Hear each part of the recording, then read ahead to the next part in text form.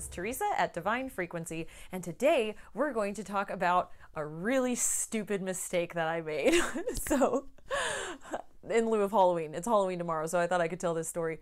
So, this took place April 18th of 2017. I had just gotten back from going to New Orleans for my first time for my best friend's bachelorette party, and let me back up. While we were at the bachelorette party, me and my friend, we went to this voodoo shop, and we went inside, and I went straight up to the person who works there, and I said, all right, I want to see the goods. Like, I want to see the good stuff. Like, I'm trying to learn about voodoo, and I want to see the good stuff. Like, what, like, come on. I know you got, I basically kind of leaned into her, and I was like, look, like, what you got for me, girl? Like, you know, and she was like, okay. And she comes around the whatever, the counter, and she's like, follow me. And so she has me follow her into this back room where they have like books and things like that, and she goes into a back corner and she pulls a book off of the shelf, and she was like, this is the one that you want, this is the book that you need.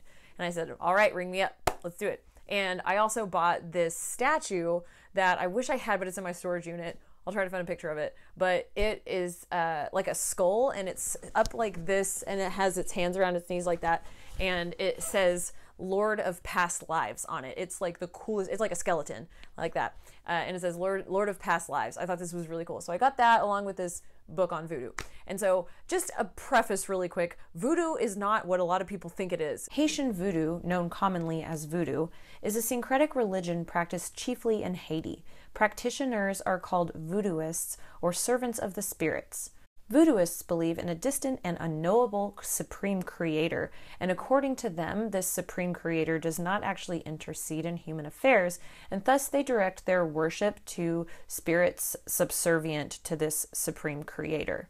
So there are different spirits that are responsible for different aspects of life, with the dynamic and changing personalities of each of them reflecting the many possibilities inherent to the aspects of life over which they preside. To navigate daily life, voodooists cultivate personal relationships with them through the presentation of offerings, the creation of personal altars and devotional objects, and participation in elaborate ceremonies of music, dance, and spirit possession.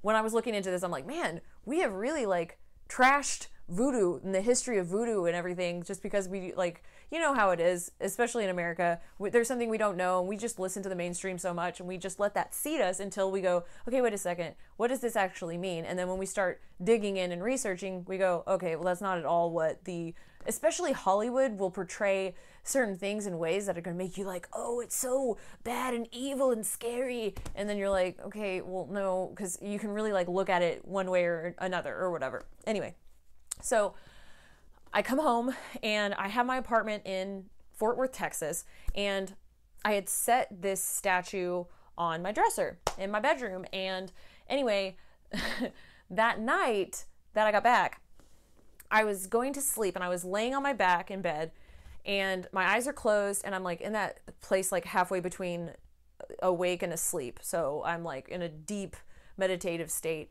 but I'm still sort of conscious. I haven't fallen asleep yet.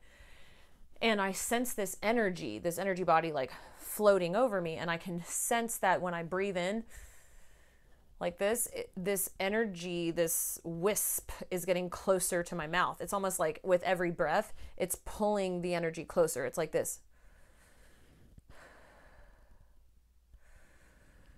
Kind of like that. And so I'm feeling it floating up toward my mouth. It's like trying to go down my mouth. And then when I become fully conscious of what's happening, it was like at first it was kind of not in my frame. Like I was experiencing it, but I wasn't completely conscious. But then whenever I realized, okay, this is what's happening, I realized it was like a negative energy body. And so I banished it. You know, I said, you are not welcome here. You do not have dominion over me. You have no claim here. You have no authority here. You have no authority here. And I think were my exact thoughts that I sent. And it just completely dissipated. Well, anyway, I forgot that this happened. So the next day, you know, I'm just going about my merry way. This happened like right before I fell asleep. So like, and I dream every night. So like, I'm sure that I had a dream that night, and like, it just kind of tucked that experience under the rug. So 3 days go by, and I come home from work on the third day, and there are like a lot of flies in my apartment.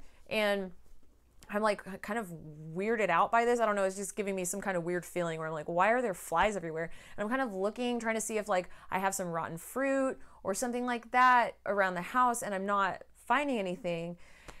And so I sit down at my desk and I'm working at my desk, and then all of a sudden a light bulb pops and it like freaks me out.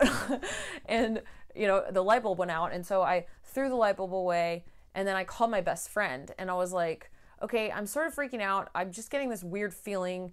And as I'm telling her this, the other memory comes back to me where I was like, oh my gosh, okay. Because I was on the phone with her, they were going, there's a lot of decay for some reason. Like I'm sensing there's some weird energy here. I've got like flies in the house, and the light bulb exploded. Like it was just kind of weird. And then I remembered 3 nights ago what had happened with the dark energy trying to go down my throat. And so I told my best friend this, and she was like, oh my gosh, okay, just stay vigilant, you know, keep your eye on, you know, focused and everything. And so I was just sort of freaked out. So we get off the phone, and then I go into my bathroom and I plug in my curling iron to get ready to go out that night. And so my curling iron's heating up, and I'm like walking around the house, probably listening to music or something like that. And then I go back into the bathroom to curl my hair, and I noticed that the curling iron, like the screw has gone deep into the curling iron, and the plastic part of the curling iron has melted off. It has melted all over the sink. And this totally freaked me out because it was like sinister. I don't know. It didn't feel right. It was like I was observing it, and I'm like, there's no reason why this should have happened at all. I mean, the screw was pushed all the way in, the parts just melted and all over the counter. So I unplug it, and this is the part that made me feel like I was in a horror movie. I go out of my bathroom and I walk into my bedroom, and I look at where that the statue was on my dresser, and as soon as I turn into my room, a flurry of flies fly off of the statue. It was almost like something you would see in a movie. Like, I'm not kidding you. It was really freaky because the flies were all over the statue's head. And when I walked in, they went whoosh, and they just like flew off at me. And I screamed. I screamed at the top of my lungs. I was so freaked out. And so I called my best friend again, and I was like, all right. And I told her what happened.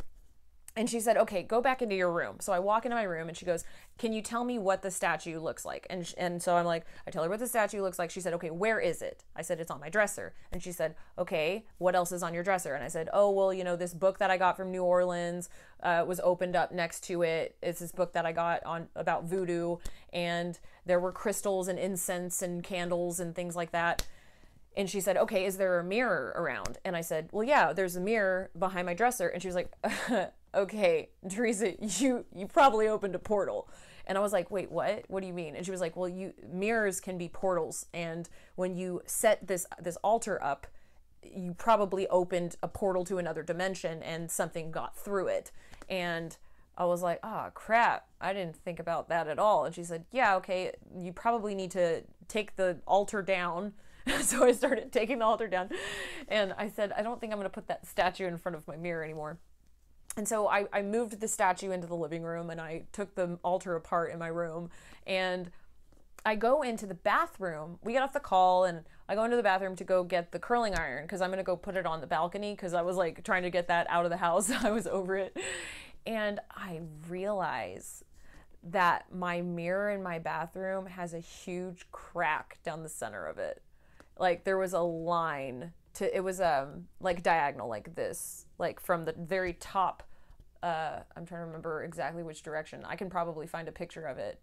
Yeah, it was from the top left corner to the bottom right corner if you're looking at the mirror. And it was like scratched all the way. It was like a deep scratch, like all the way down the mirror. It wasn't like the mirror was broken. It was like a deep, like someone had taken like a screwdriver or something and scratched down the mirror like that.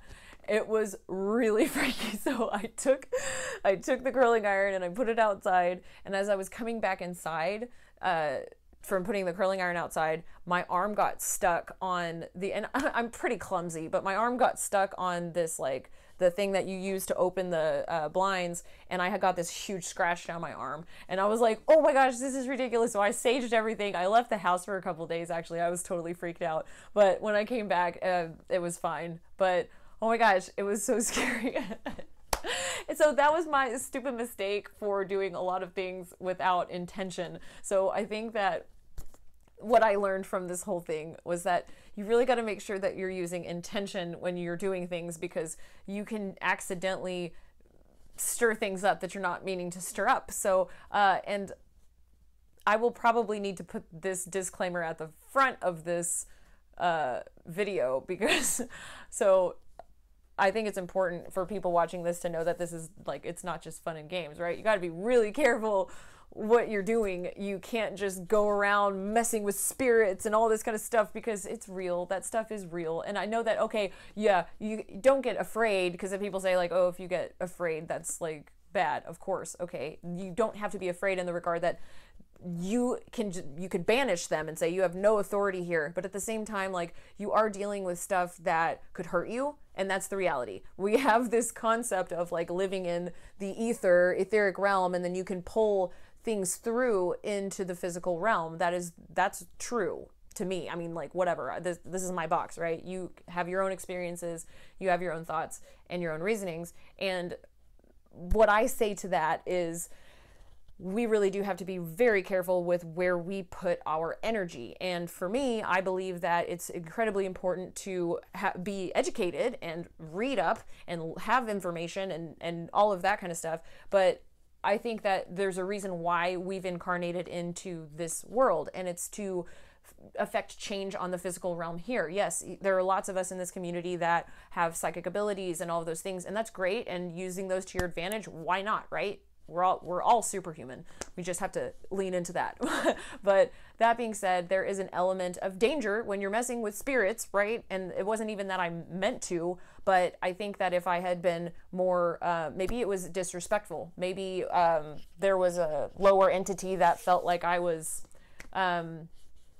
interesting because I had all of these elements pulled into a certain vibrational state, and then, you know, they want to come in and they want to see what's going on, so they're going to get interested in you and they're going to see if they can mess with you. And I luckily was aware of it and was like, no, get out of here, and then kind of dealt with the residual effects of that. So anyway, I'm really curious to hear what y'all think about this video and what I went through. I'm sure that you guys all have your stories of, like, similar weird stuff that's happening or that's happened to you. But anyway, happy Halloween, and I hope you have an awesome day, and I will talk to y'all soon. Love you guys. Speak your truth.